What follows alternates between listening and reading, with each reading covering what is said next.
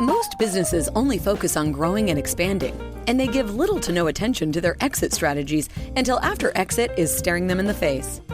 Learn here at Boosting Business Value, brought to you by Blue Sky Business Resources. You'll discover how to shape a more durable and saleable business, and how to implement a powerful, well-planned, and rewarding exit. Join Dr. David Gruder and Jason Tazinkowicz as they deliver actionable tips for lower middle market company owners, executives, and their trusted advisors. Find out where your business currently stands, how you can meet your revenue objectives more reliably, and how to grow your venture to the next level, all with a smooth and fruitful exit in mind. Here are your hosts, Dr. David and Jason. Human capital plays a massive role in the success or failure of M&A transactions and all other types of successions. To reduce change of control anxiety, 3 human capital dimensions must be attended to in an integrated way: the seller, the buyer, and the company personnel. In this episode, we unpack what you can do in your business starting today to put yourself in the best position when it's time for a change of control. And for those of you who are new to the show, I'm Jason Tazinkowicz, Chief Operations Officer for Blue Sky Business Resources. And with me, as always, is my good friend and co-host, Dr. David Gruder, Blue Sky's business lifecycle exit planning and post-acquisition psychologist. Hey, David, how you doing? Oh, I'm happy. I'm always happy to be with you, Jason. How are you doing? Fantastic. Thanks so much. Awesome. Well, we're going to lead off with talking a little bit about the kinds of challenges that people experience around the human capital dimension of success and failure in M&A. So go ahead and lead it off. I think this is going to be a fun one, Doctor. And starting off, it's always important to start by looking at the seller. The seller's at the heart of this whole transition. They're the ones who presumably built the business to the point that it's at today. A massive amount of their personal capital as well as their retirement capital is invested into this business. And there are a lot of question marks in their heads, and that plays into emotions as well as financial well-being. What we really want to do is talk to them about how can you build a team to thrive post-acquisition by minimizing the seller's proprietary knowledge base.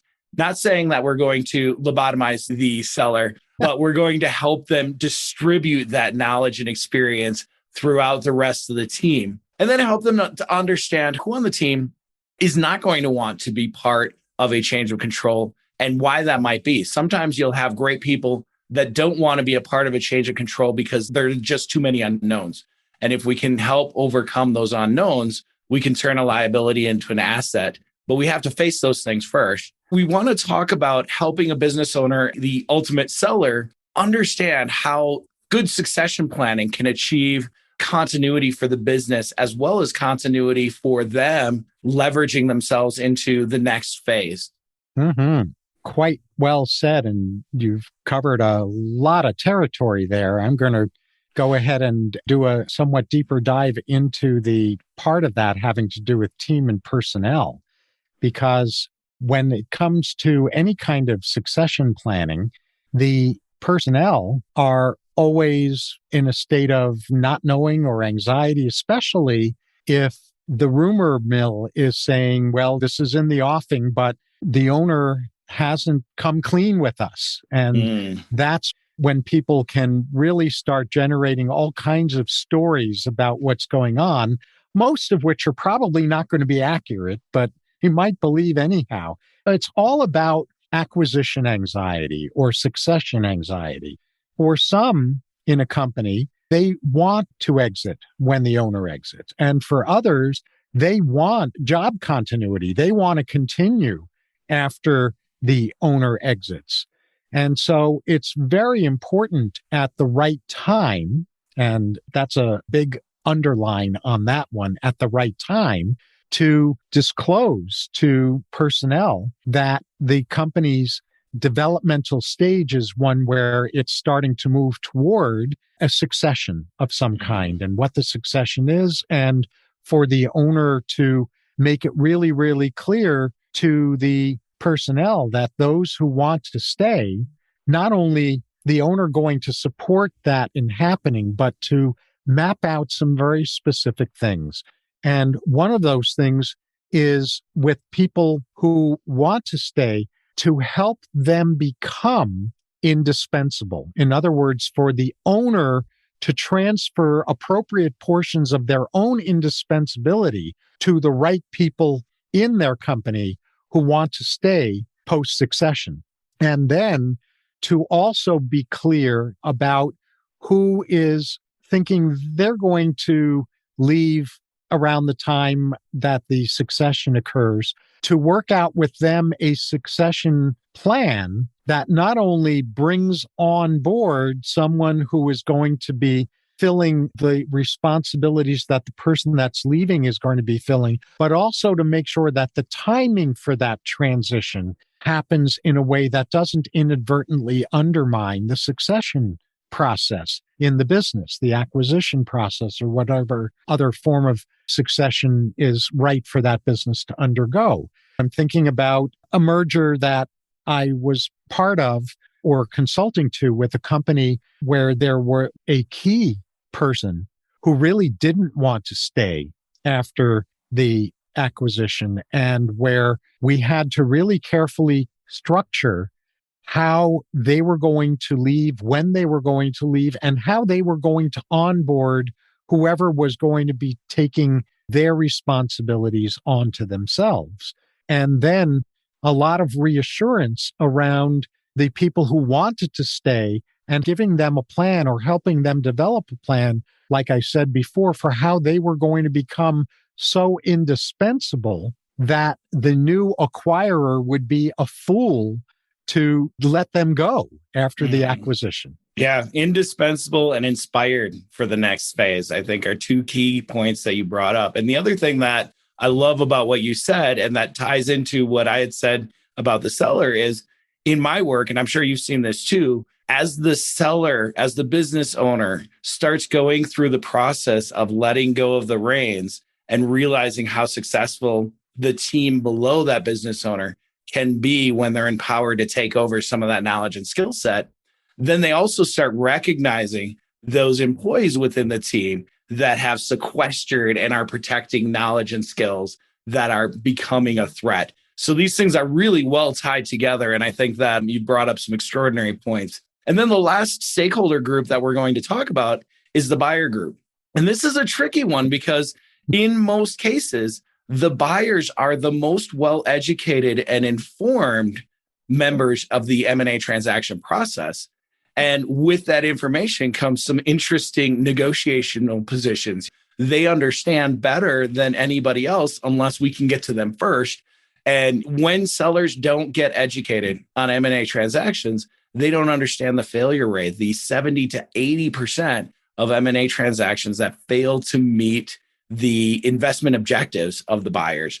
And when you don't understand that, then it's really hard to get out in front of all the risks that cause those failures. So when a buyer comes in fully acclimated and attuned to the things that can make this investment go awry, they're using all of those potential failures in their due diligence, in their value determination, in their vetting process, and ultimately, if they're great buyers, in their integration planning. And so if the buyer and the seller and the team are all equally well informed and they're working to mitigate those risks, now we have a really good chance of beating the odds and overcoming those terrifying statistics and creating a successful change of control. That's so true. And what I want to underscore in what you were saying is that there are plenty of sophisticated buyers that are very aware of how important it is for them to be able to integrate into the company that they're acquiring and to establish effective collaboration with personnel.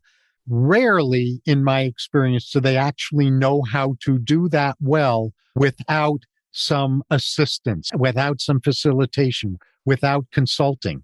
Yeah, exactly. I mean, these statistics show that assume that 5 to 10% get lucky. And that leaves you with around 20% of the buyers that are out there actually putting money down to acquire businesses that are well-versed, attuned, and capable of doing this work. So no matter which side of the transaction you're on, it becomes really important to have a good team, good planning, and solid preparation. And that's going to move us into this next topic, which is what don't these stakeholders know that are causing the biggest challenges? And how could a little bit of education and information and planning overcome these glaring gaps in visibility and knowledge? We all have blind spots, but this is a place where blind spots can really hurt you. Oh, can they ever? So with business owners are so often working in their business rather than on their business that they are just dealing with whatever is up today or next week or next month. They're not pulling back to that 40,000 foot level and really looking at the arc of the business in a master plan kind of way.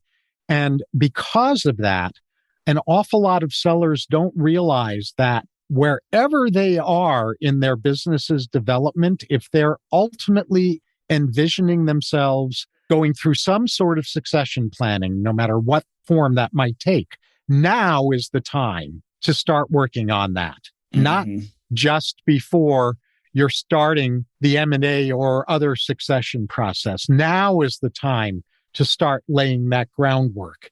And there's a saying, how you do anything is how you do everything. And this applies to business development and to M&A. When a business owner is not thinking long-term, this affects everything. It affects all of their decision-making, not just over the next 6 months or over the next year. It affects the trajectory of the business, and it affects whether or not the business is ever going to grow to the point that it needs to grow in order to meet the owner's exit needs financially.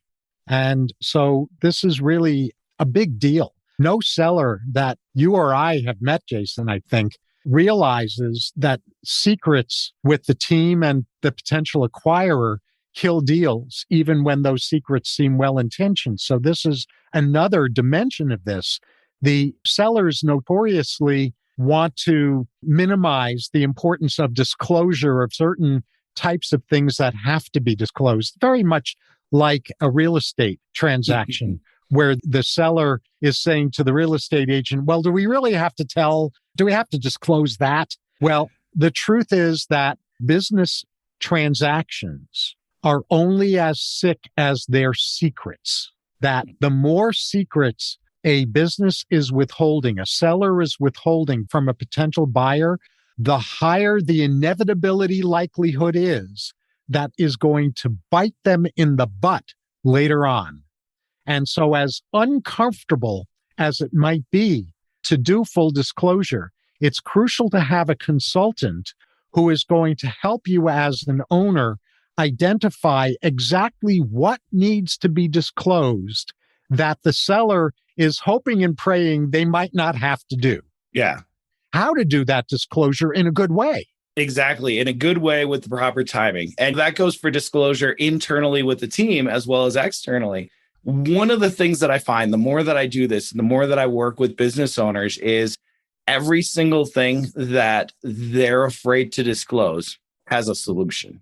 And I try to remind business owners that when you're buying a house, most people would like to buy a house that they can move in and not have to worry about for at least 5 to 10 years, right? Some people want to buy that house and spend their entire life fixing it up, but that's a small number of the people. In the business world, it's totally different, right?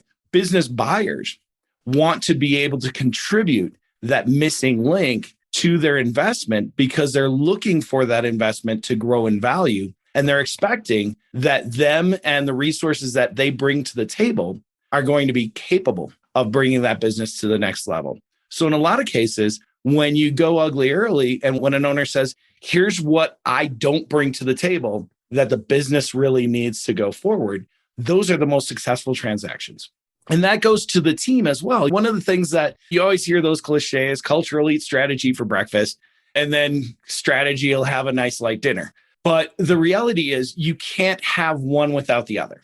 And so many companies, the executive team spend a ton of time. They'll probably hire an accountant or a consultant. Maybe they'll go to a nice resort somewhere and spend a week working on drafting their vision and their mission and their values, and they'll frame them and they'll have something beautiful hanging up in their lobby that says, this is who we are. And that's where the work ends. And when the culture that you have in a picture frame is different than the culture that you have on the operating floor, you've got a problem. Strategy is not going to do you any good in that situation. Culture is killing you. And that's where these debates between culture and strategy really start to happen. But when you're working a succession plan, when you're thinking about the long-term future of the company, the culture and the team are what's going to get it there. The team is what's going to carry the brand from this owner and this leadership into the future with new leadership. And so understanding what the real culture is will help to identify what kind of buyer this culture can assimilate with and what is going to bring the empowerment and the enthusiasm through to that team to carry the business forward into the future.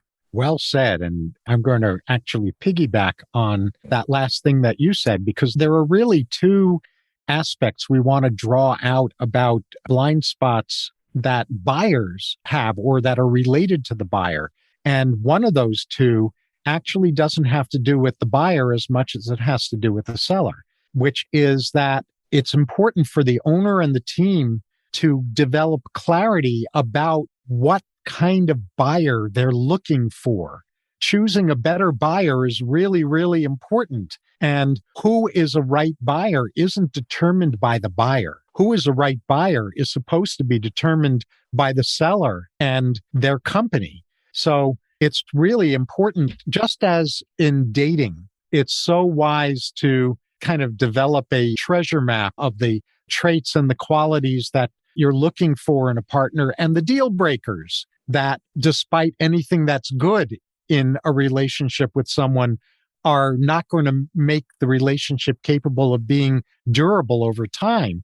The same thing is true with buyers. It's up to the sellers and the team to really develop a portrait of what a better buyer really looks like, so that they're not settling for a buyer that might be willing to buy the company for a little bit more money, but the hell that's going to be paid for that little bit more money is nowhere near worth the little bit more money.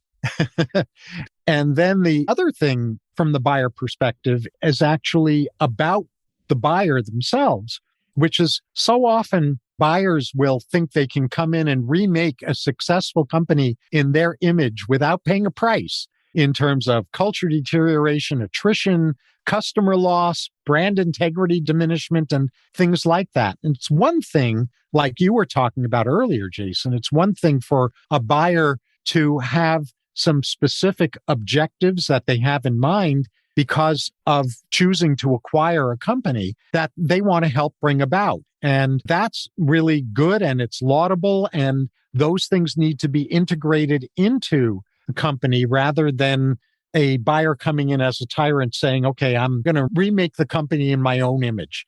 So many companies have imploded when that's happened. One of them, I don't want to spend too much time on this, but one of my favorite examples of that was when Whole Foods was originally sold. Well, actually, it wasn't a sale. They went public. They went through an IPO. And so the buyers were now the shareholders, and their agenda was collectively way different from what made Whole Foods, what created immense customer loyalty among those who were immense customers, loyal customers of Whole Foods. And Whole Paycheck, which was Whole Foods' nickname originally, turned after the IPO, the nickname turned to Whole Fraud from Whole Foods, because what made Whole Foods a leader in its segment of the grocery industry got undermined by the shareholders, and they lost crucial personnel and they lost crucial customers as a result, which in turn, of course, made an opening for Amazon to actually acquire Whole Foods ultimately. So these are really important things for buyers to be aware of and to be consulting with experts on in order to do an acquisition in a way that meets the buyer's objectives without inadvertently undermining what made the company work in the first place and attractive to the buyer to buy to begin with. So true. And you bring up a lot of points that remind me of clients of mine in my early years. And not only the importance of the buyer having the right focus and spending enough time listening to what the seller is verbally as well as demonstrably saying to them. But it also is important for the whole team to be on the same page. I had a pallet company I was working on. It was one of my first deals. And you think pallet companies, how much more sexy could it get, right? These guys, this was a $40 million company. Mm. In the first 3 weeks of me affecting my strategic marketing plan, I had 68 confidentiality agreements signed. Going through the process and getting to indications of interest, I had 19 prospective buyers that were invited to go look at the facility. And I mean, this was a really exciting deal. Everybody was excited about it. We're getting great valuations, all of those things. And for those of you who haven't been through the process, normally you'll get about a dozen confidentiality agreements signed in a good transaction. And you'll usually invite between 2 and 6 businesses for a site visit. So when we're talking about 68 and 19, these are big numbers. And I was excited as the representative of the seller of all the opportunity. The CEO was literally doing payroll with a paper and pencil on ledger paper. All of the flow of orders was done in soft copy with sheets of paper that were stuck on bulletin boards. And as I was seeing the growth trajectory of this company in its very provincial management and leadership form, I personally was very excited about the opportunity to modernize and automate. And I didn't ask a lot of questions of the CEO and of my client, the seller, about their thoughts of the long-term vision of this company. And so when I invited private equity buyers and strategic buyers in, every single one of them to a person was pointing out, oh, we could put an ERP system over here and we could streamline the flow of this and we can get rid of these bulletin boards and go digital copy and we can put a server in this closet and all of this stuff. They're talking about how they can modernize the plant. And during this week of back-to-back site visits, I'm watching the demeanor and the enthusiasm of my client dropping further and further and further as these buyers are seeing more value in the company. And ultimately, my client ended up walking away from a transaction that could have gone from $40 to $47 million because he didn't like what he was hearing about the amount of wholesale changes that were going to happen to his company. In that one, I dropped the ball because I didn't gain the right perspective before I invited people into this gentleman's home. And so I didn't coach them the right way. But also, none of the buyers were paying any attention to the fact that this is how the business was run for 36 years. And maybe throwing computers in on day one would be seen as detrimental. Not one of the 19 buyers were sensitive to that. And that was something that killed the deal. And so it's really important for everybody to have the same perspective and to understand what the perspective of the business that's being acquired is before trying to fit a buyer into that so that we as the support team can guide the buyer to an appropriate perspective of timing as well. Mm-hmm. And before we move into our final section, I want to underscore something that's embedded in your incredibly valuable and self-disclosing story. And that is that these acquirers were coming in and thinking tactically before there were decisions made strategically. And when tactics precede strategies or substitute for strategy, that is not a formula for a sustainable business. Strategy comes first because strategy is what attention in such a way that right matched tactics can be selected. And coming in and presuming changes to make tactically before there's agreement about strategic direction really reveals an unsophisticated buyer. A whole bunch of them, actually. Yeah, a whole bunch of them. Yeah. Yeah. So the good news was that was a huge learning experience for me early on in my work doing this type of advisory. So all of my subsequent clients have been able to benefit from me eating a whole lot of crow. The goal is, and part of the reason we're doing these podcasts, Doctor, is so that business owners don't ever have to get themselves into that situation and that advisory teams are seeing around corners better. Mm-hmm, exactly. Learn from our mistakes. Don't repeat them. Exactly. So as we move into the next section, which is about a roadmap, this is about how to really create indispensable teams and reduce change of control anxiety, what to look for in the way of a roadmap, in the way of a solution that addresses this, that reduces change of control anxiety. So go ahead and lead this off about the seller, Jason. Yeah, I mean, for the seller, the real key is always going to be taking that first step. The first step is the scariest.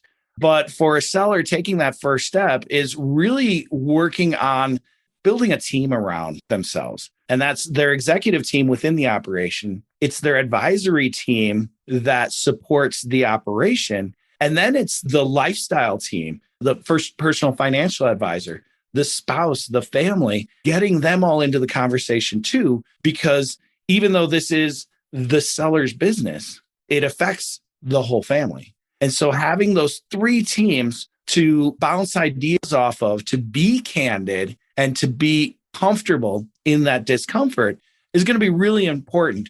And then as those teams get comfortable with one another and start working through the what ifs about the future, then they can all work together to create a program for thoughtful transparency. As much as I tell everybody, problems happen in the shadows, turn the lights on and let's fix this, there's a time and a place for turning those lights on. And only with a team can we hold each other's emotions in check and ask the next question. Okay, so then what? And help each other make those good, thoughtful decisions about when to be transparent, how to be transparent, and with whom do we share what levels of transparency. And that's really where a seller starts. And the more they get good at those things, and the more they get strong within their teams, the higher the likelihood of not only successful outcomes, but control over the outcomes. And that's really what's going to make or break the future for the seller and the business that they're controlling. Absolutely. So this is the kind of assistance to look for in the kinds of consultants that you use with your business. And that's from the seller perspective. From the team perspective, it's important to have the right kind of consultant who can help you identify the gap between the stated and lived values and culture versus to identify where those gaps are and to close that gap so that what a company says its culture and values are is actually what a company is living as its culture and values, because that's part of what makes a company incredibly attractive to the right kind of buyer. Mm-hmm. The second thing is, as we mentioned earlier, discover who does and doesn't plan to stay post-acquisition. Again, at the right time, when it's the right time for that discussion and everything that surrounds that. So who plans to stay? You help them become indispensable in what they do. Who plans to not stay? You help them develop a transition plan, a succession plan for their role so that they've onboarded someone to take their place, and where the timing for all of that is not just good for that employee, but good for the company and the acquisition or the selling process. And then the last part with the team is have someone on board as a consultant who can help you directly draw out and address your team's anxieties about succession, because it doesn't help when an owner says, "Oh, don't worry about that. I'll handle it." That may be true for some owners, but it's not useful. Exactly. The owner has to be able to convey their clear understanding about what those anxieties about succession are that their people have, and needs to be able to convey a plan for how they will help and how the team will help deal with those succession wrinkles and complexities and dimensions that need to be addressed. Yeah, absolutely. I hear a lot of business owners saying, I'm nowhere near exiting. Why would I stress my team out with this? And my response is always going to be the same. The most certain statistic I can ever throw out and know that I'm always going to be right on the statistic is that 100% of business owners leave their business. They don't all do it standing up, but they all leave. And so when you have something within your business that has a 40 to 50% odd of happening, but it's going to be deeply impactful for your business, you and your team plan a contingency for if that happens. If you have something that you know is certain, why wouldn't you plan a contingency for when that certainty arises? A lot of the people that you mentioned that initially are going to plan to exit during the change of control, they may not have good reasons for that plan. That's right. And there may be a chance with the team discussing those anxieties that they'll change their mind and they'll become empowered, indispensable, and future leaders of the team. That will only ever happen by addressing the anxieties and putting them to rest versus letting them fester because you don't want to stress somebody out. I love that you added that. Thanks. And then obviously we got to go back to the buyer. And this goes back to what you were saying in the last little section, which is understanding what makes a good buyer. A buyer needs to do some real soul searching. And like I mentioned early on, they want to provide value beyond a checkbook to make their investment grow bigger. That's their point of buying a business versus just playing in the stock market. And so they need to know what their cultural style is. They need to understand what they bring to the table, and they need to understand how to determine where they're a good fit as an acquisition partner and where they should step out. But the seller's team, the seller's 3 teams that we talked about, can actually help the buyers out by establishing what is a good avatar for our next leader? What does the business need? Where does the business thrive? What does a great buyer for the next stage of this business look like? And the more that the internal team can clarify what that avatar is, one, the easier it is to go out and try to market to find that kind of buyer, but also the more comfort that they're going to be able to have when somebody like myself brings a buyer to the table and I can say, here's how they check all the boxes. This is a great new future partner for you.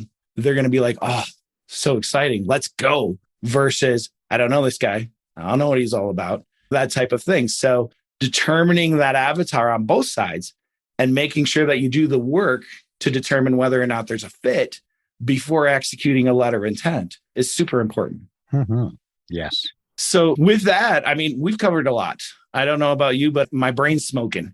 So I think let's move on and articulate a few good takeaways for our listeners, and let's leave it at that.